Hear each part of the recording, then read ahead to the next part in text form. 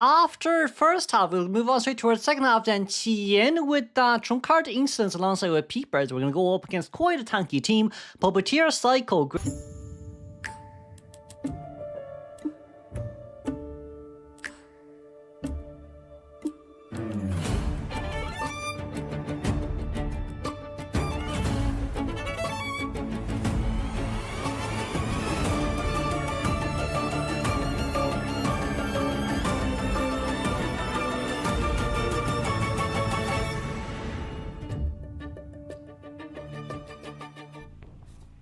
Okay, so let's see here. With Qian right now, the biggest question now is how? How can we actually continue this any further along? Jiying here becoming the first chase as our puppeteer. We run Instance Trump card here alongside with Max Powder Breaking, it seems, Nostalgic and Panic.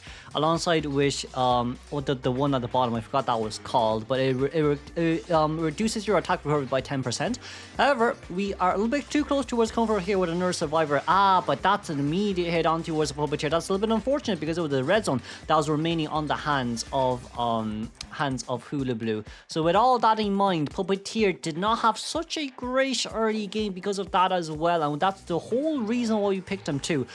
Double surprise reading in 4 seconds. Jiying, on the other hand, we have to be a little bit more careful here. Can we get the puppet out? Can we get the little Lewis out? Little Lewis comes out a little bit early, that's fine. A little bit more time here, at least bought for your teammates. It's overall not too bad. Especially after their first mistake as well. That was pretty darn bad after all, as Puppeteer here finally goes down. Now, with all in mind, there is a Gravekeeper nearby, but even with this Gravekeeper, we'll be cheering this one closely towards the Gravekeeper Cypher Machine. Sushaya on this side of the map. There's a chair here, however, thank goodness me, but I feel like a forced rescue is very possible as well, as long as Qian wants to do so. We're forcing towards the shovel here a little bit early too. I mean, it's not too bad because shovel can last that long after all, but the biggest issue now is what if you get double downed? Because what Qian can do here is he can wait until you get out of shovel, and then red ball hits you, but we'll just have to see. Okay then, so we force him out. That's going to be one mud ball. Okay, one red ball and one snowball, and that's finally a hit. We tried a terror shock hit down there, but it doesn't seem like it'll be possible here anymore. Just missing one more hit on Gravekeeper, and that will be a double down. Now, Jiying doesn't really have much to... He already got 2 stacks on him, so I don't think he's going to be able to survive for long. That's the very unfortunate part. Unless we're able to survive outside, no, we can't. No, we can't. Okay, Qian, a double down here is absolutely insane. 4-man elimination on 42%. There's nothing I can really critique about that. There's really nothing I can critique about that. That chair comp by Qian was brilliantly done, honestly. So now Psycho is going to be the one that comes into rescue. We can drop down another Peepers here just to slow down the Gravekeeper's self-heal, because he is at the corner after all. I feel like his self-heal really isn't affected unless Peepers is that big of a range. However, right around now, that's gonna be 2 stacks. We're just missing a rip ball here. Psycho finally one hit managed to land, and that's gonna be 2. Who do we land it on? Let's just go after Puppeteer. Yeah, it's the safest option, really. It is the safest option, really, and that's what you should be aiming for after all. But Jiying also on the second hand, we are still trying to rush away from this area as much as possible. Gravekeeper did get up. Are we healing Gravekeeper during this time is another question in our minds. No, Gravekeeper is decoding. Okay. In one sense, I can see what we're aiming for, and Gravekeeper does have another shovel, but on the other sense, I just don't think it's worth it. Gravekeeper now has to, genuinely speaking, pray that he doesn't get found next. So we're going to teleport over straight towards the next nearest Cypher Machine. Gravekeeper is now nearby. We do see where the footprint is as well, so that's not going to be... Gravekeeper isn't able to hide. I was about to say Gravekeeper isn't going to be able to hide anyways. Why was that sentence so long? We do have another trapeze over. That's a no snowball just yet, but that's a mud ball. And then we're just missing for a snowball. One last trapeze, and that's a terror shock hit down. There we go. Even if that wasn't a terror shock hit down, you would have been able to hit over the window anyways, because Hula Blue operates almost the same as Opera when it comes to window logic. Right, so with that, the last cipher is at 64%, as our Psycho is now decoding the 77% cipher. However, Shishitsu will be found out here pretty early on. We need to... It seems like we want Psycho to come into rescue right after popping open the cipher, which in one sense, understandable, have a good day, but on the other sense, well, she could make it, but Qian is going to have to force himself to go back now for the chair camp. I felt like Qian could have maybe tried force a half health damage on towards on towards Dancer first. But it seems like for game 1, there's still a 4-man potential. I'm not saying there isn't. Right, there is still a 4-man potential. However, more or less right now, Psycho... Oh, Psycho got hit really early. Oh, wait, she's gonna go for the backdoor rescuing instead. Ah, wait. The Prime Cypher machine is actually near Gravekeeper. I forgot about that. Gravekeeper is found. No, that's not Gravekeeper. That's Female Dancer. Oh, okay. Female Dancer will now be found as we have another double surprise here to use. But one trapeze can catch up towards a ballet. Nani? Ah, we're down. I forgot the last cipher is actually near the Gravekeeper. That's on me. This is actually a 4-man elimination game now.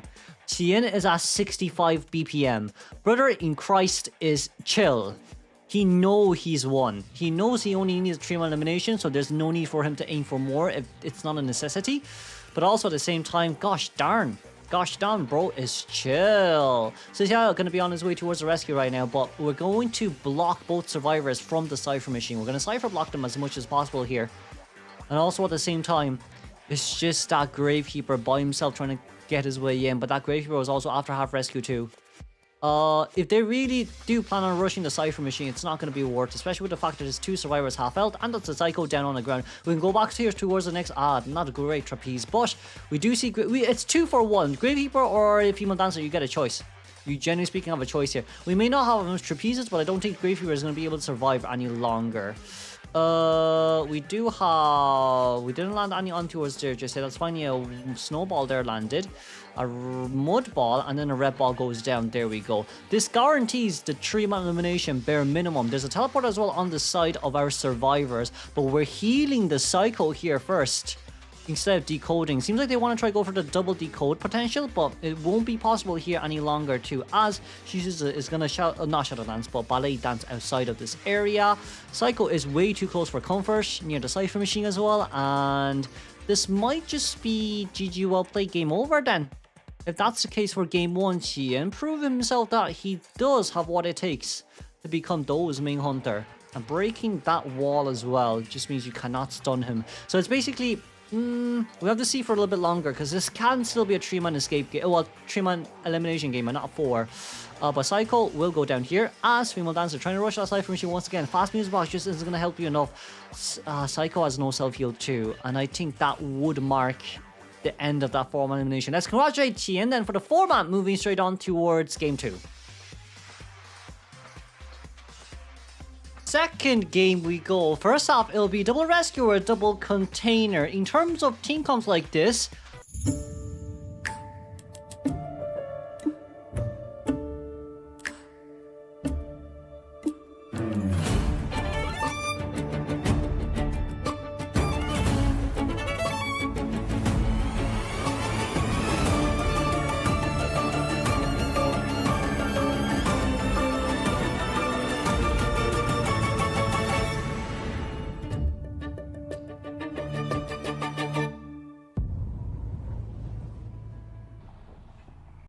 Alrighty, so in towards the game we go. Let's see who here will actually become first chase. That's usually one of the more important things of life, I guess.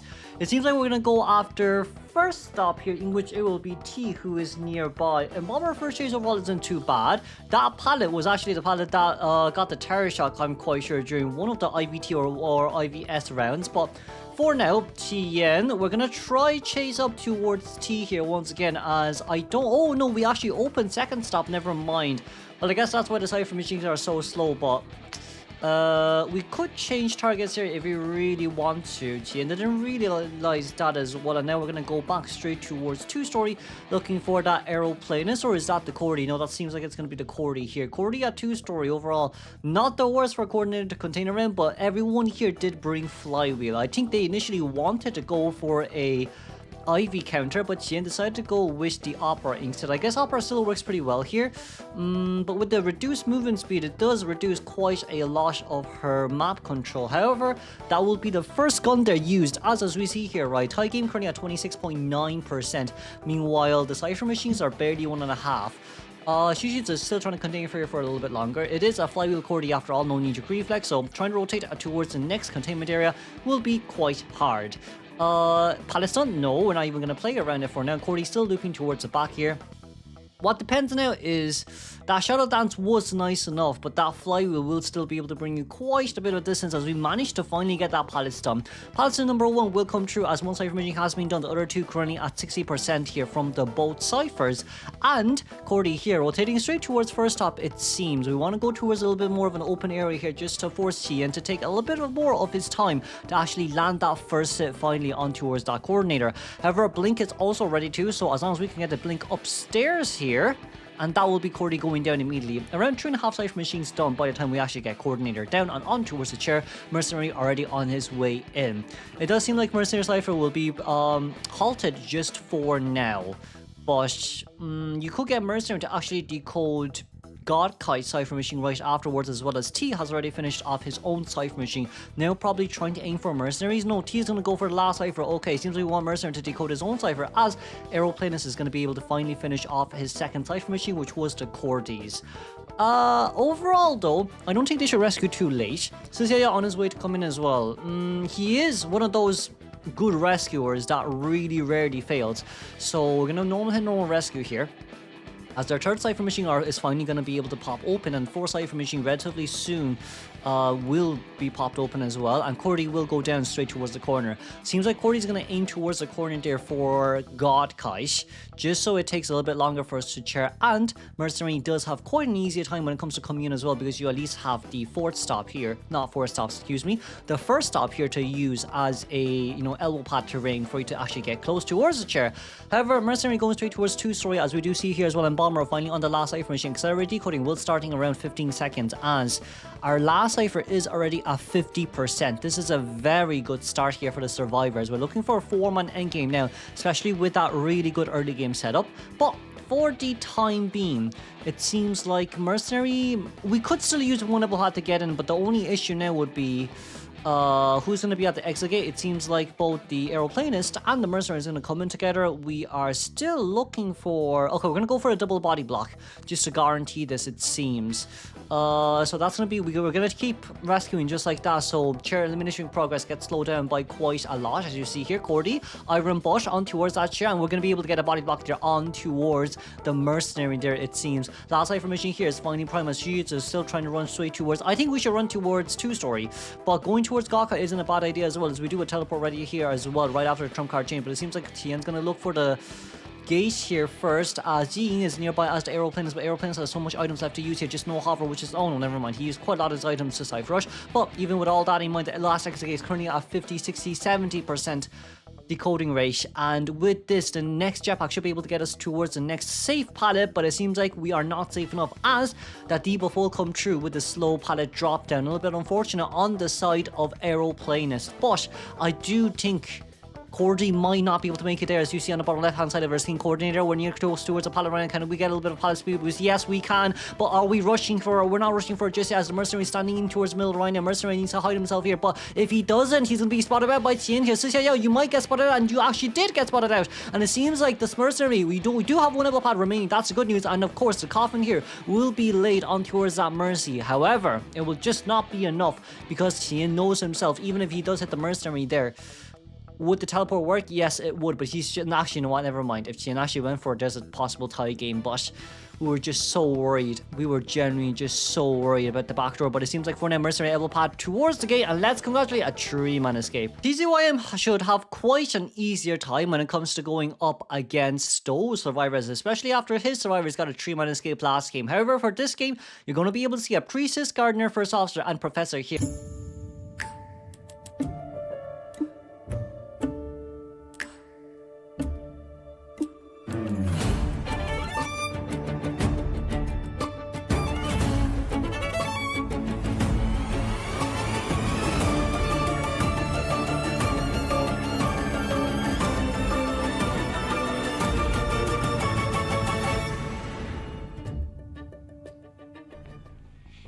Well then, TZYM, who are we going to go for first? It seems like, for now, we're going to go straight towards middle, well not middle, we're going to go straight towards 2-story here, in which this is actually where Gardener is. Priestess has already set up the portals as well, just in case the cages do come true to block her off. But it seems like right now for Gardener, we're going to be able to get a slow vault down here immediately, as there is no knee-jerk reflex here from the survivor side. It would be the best case scenario, especially if we're thinking about going up against a Goatman. However, for now, Teng Molong will become the first chase here, but even for Teng Molong, it should be pretty easy. Oh, that's a very, very, very, very, very nice stun. And with that, I don't think we're going to be able to... Oh, never mind. We actually escaped that one. But that will be the first hit there landed finally. We've still another cage ready here, up and ready to use. But I guess more or less for Teng Molong, this is really bad, especially with the side that you're playing. We got hit there. Yeah, you're playing Professor. Should be able to contain, but it just doesn't seem like it's enough here. TZYM, very good early game from our Goatman. And Silvers, it seems like he's already on his way to rescue here as the Priestess. We have three Titans if we don't forget this. But with the triple tide scenario, Priestess is currently walking and just walking, I guess, and sneaking around. TZYM does not see where our Priestess is, so it seems like Priestess will be able to loop from the back here and go in straight for the rescue. But we are a tiny bit too early for comfort here, as TZYM isn't really looking... Oh, hold on, it's a no damage rescue. Oh, it's a no damage rescue. Priestess, on the other hand, though, we want to land it on towards Priestess, but this still might just be a tiny bit hard. Well, actually, never mind. Teng Molong still standing nearby. I feel like if he rotated out towards Gotai, it would have been better, but he does have Shell Shock, however, so it shouldn't be too bad. Not too sure. Okay, standing in between the middle here, we're able to get finally our first item used. Hold on, Shell Shock. Oh, we used our Shell Shock too early. Oh, hold on, it's okay, we're still alive. We basically contained past what? We've contained past Titan time. It's a good rebound kite. It's a no damage rescue, and Nan is now currently coming in for that second rescue already. The only big issue now is we can get a no damage rescue, alright, but it's just, do you want to give this... Okay, you know what, we already broke it anyway, so it's fine. Never mind. So I guess we force Goatman to use one extra cage to destroy the portal, but this simply just means Goatman, I don't think he's going to be able to use that cage again for the chair camp. And as we see here, we gave another free damage rescue, no damage rescue, but Teng Molong should be going down here pretty darn soon as well. We do have another Shell Shock ready to go. We're basically containing really well, actually. That's going to be a very beautiful stun there as the cage finally dissipates. 3.5 Cypher Machine done here. It's definitely a guaranteed tie from the side of survivors. I'd say for them, a 3-man is... Like, look, a tie game is good enough. As long as you don't give a 4-man elimination, that's all what really matters here. So for TZYM, finally, the blink there will be used. So our trace will be changed towards teleport immediately from trump card. And of course, last Cypher Machine on Nan's side, he will have to rotate out of here a little bit early, as Priestess is also rotating towards her next Cypher Machine. We're going to open an extra Cypher Machine just in case. But of course, from the side of Nan, he does not necessarily have to use his pocket watch this early if he doesn't want to, especially when he is at full health too. If he was a half health, it would be a whole different story. But overall, right now, it's fine. We're able to break the cage there instantly as we try to get a drop down here, but it didn't land. Nan, that's okay. That's okay. No problemo at all. With this in mind, then, the last issue would be the cage to prevent us from going out. No, we're gonna follow together here because TZYM realized that he doesn't have enough cage to actually catch up towards the first officer. But even with all that in mind, can we vault down? Can we vault down? Oh, that's a very nice. It's a very nice cage there. I mean, I think everyone probably knows, but I'll mention this anyway. The reason why TZYM pushes himself back and then drops down the cage is because he can cancel the animation immediately and then get the hit. Because usually when you drop down the cage, there's this small like 1.5 second animation in which you have to wait before you can hit. That's why the dash back is there, for the dash back and immediate cage drop down, and the dash back cancellation allows you to hit within 0.5 seconds of dropping down the cage. So with that in mind, it is going to be a 3-man endgame. That's definitely for sure, and we're going to finally be able to pop open the last Cypher Machine here. Just waiting around here for a little bit longer because we're still just a tad bit worried after all. Finally it will be open, that's fine. That is fine. That's going to be pocket watch they're used finally, but it's a 50-meter radius cage, so it's still pretty hard for TZYM to actually play around. It is still pretty hard for TZYM here to actually play around. We're going to be able to get a second hypnosis on there finally, and it seems like this will at least guarantee our tie game, thankfully. But with that hit being taken, I feel like TZYM might be teleporting here as we do get out of this area.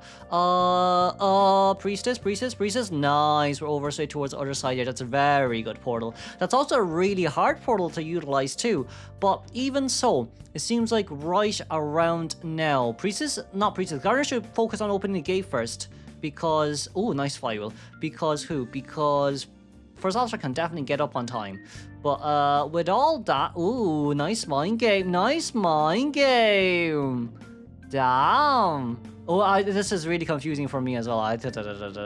We're gonna try block the Priestess's route away, but this will be a guaranteed tie game unless Priestess gets to the dungeon. That'll be really hard to do, but it's still possible. Where's dungeon is the question now. I don't think. Oh, dungeon's right in front of us. Oh, wait a second, Priestess! Wait, whoa. Happyfeet. Oh my god, that's a dungeon. Priestess 3-man escape. Damn. Okay, TZYM will exploit this time, trump card attention alongside with Blink. Ford will come out here as he's a really good round 3 character. Professor here once again. It seems like they decided to rotate Professor as the last pick from last game, Acrobat and the Psychologist. This will be Do versus Meow here. Winners here will move on towards COA group stages, so let's...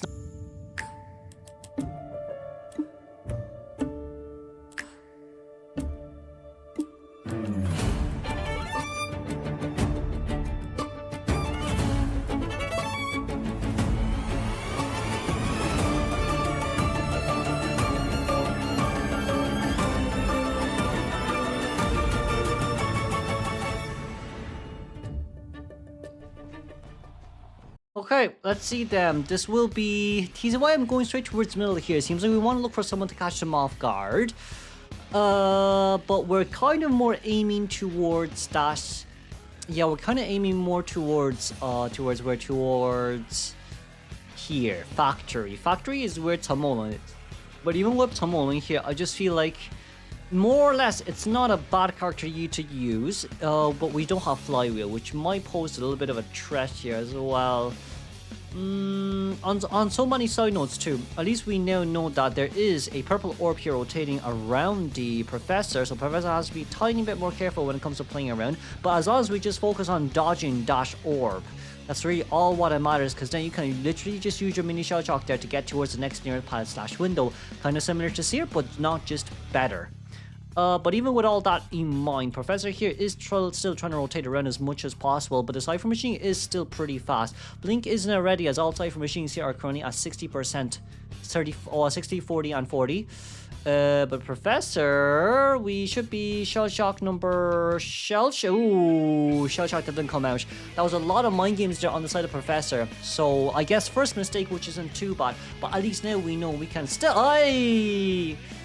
I guess for Blink, you couldn't predict that, so we're going to have to use it for Rebound Kai. That Rebound Kai has to come in really good from Professor, because Professor has skills to use. Professor has, two knee-jerk reflexes to use, one on pallet and one on window.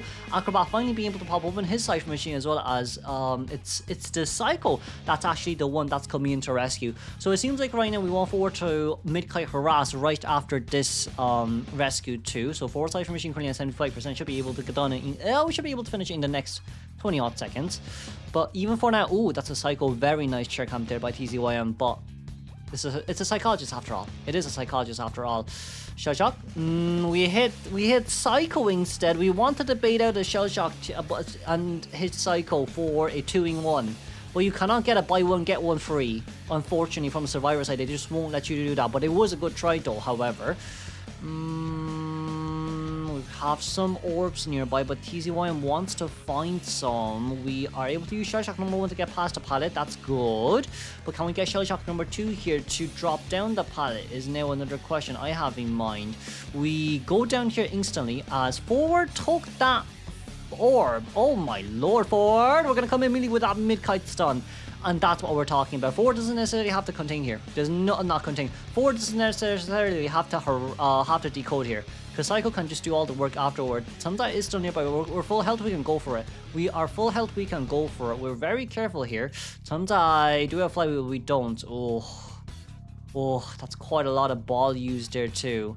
Last Cypher, there's a 91% Cypher machine nearby too. But for forward here, we're gonna have to get a whistle from Psycho here immediately. Psycho, whistle, whistle, whistle, whistle, whistle, whistle, whistle, whistle, whistle. We are whistling. There we go.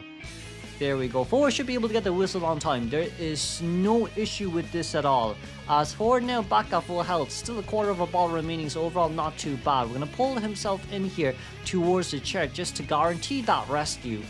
But for the side for Do, especially after last game, how that Priestess got a dungeon up against Goatman too. My lord, wasn't that interesting. So like they basically deserved it, right? They really deserved this. They all need a tie here, nothing more than less, but that's a brilliant pallet stun. And with that, that's a really good rebound kite. Forward can come in with an extra stun if he really wants to, but he seems like he's going to drop down. The Professor here will drop down his scale just as a precautionary measure. Ooh, but that's a really nice, really nice fire orb used. And now, no mini shell shock unfortunately, but the Cypher machine is almost prime, currently at 90 something odd %. We should pop it up in here immediately, and it seems like we definitely can. That's a 4-man in game here immediately from the side of Survivors. Oh la la! And with that in mind, that's already enough time here from forward. That's been bosh for the Survivors to play around with, but that's still going to be the Professor going down here immediately, as we do have teleport ready from trump card change. But as long as one Survivor stays in the middle, that's all what it matters, and that's what the forward is here to do. Okay. TZYM is going to play this relatively safe as, we're going to take a tree branch first before we teleport over. That's also fair. But with all this in mind, with all that's done and said, that's going to be a restful road straight towards the factory gate. Back we go at factory gate. Seems like we forgot some important documentation, as Acrobat is nearby dancing and prancing around. But this isn't Rudolph that we're talking about. This is the fast guy, I guess. So Silverzi, yeah, that's the issue, isn't it? There is a dungeon nearby, however. Oh lord, this might be a double dungeon drop. Oh, I don't think TZYM is going to be able to get anything done here, especially from the side of his previous teammates as well. Right around now, we aren't doing so well. We really aren't doing so well, as both gates here are already open. 44 seconds will remain on the clock until our detention is over. We need to focus on dodging those soul orbs as well, but I don't think that's going to be a huge matter here on our hands, because it's already guaranteed tie game. We can be able to drop down a pallet there, and I do think we've quite a lot of balls remaining on our hands to use as well. It should be a white ball here, snowball, excuse me, alongside with a mud ball and another red ball that should be ready to go. But it seems like we're not really holding on towards any balls here, or maybe we already used them all just to go to the Cypher machines. But for now, it'll be a guaranteed tie game. Let's congratulate the side of Do for that tie round, well, game 3 first half, move on straight towards. Well then, it seems like well no, it's not TZY, it seems like Tien will be our hunter for game 3 second half. From the Survivor side, they do need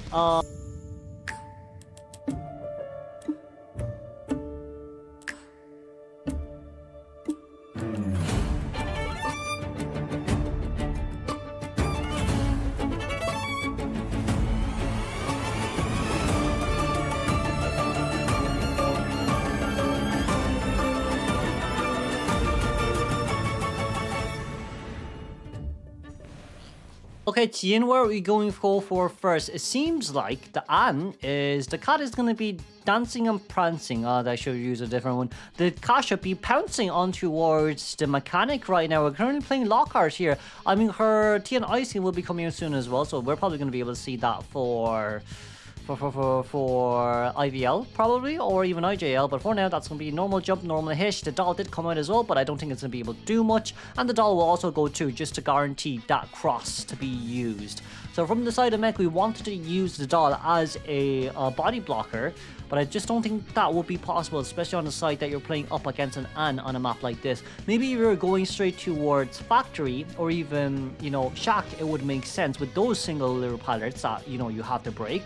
But we tried to use the doll there once again. Well, actually, no, we did use doll there to get the cash on towards the doll. But I mean,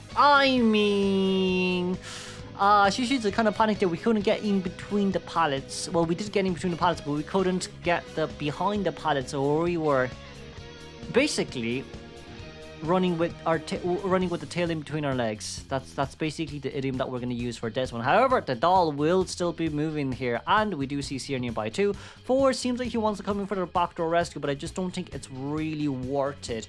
From the side of our survivors though, for Xiao Yao right now, that's going to be nice flywheel there used, but it will still be a stun as the rescue will come through on towards the forward and forward. That's going to be a really long stun. Excitement.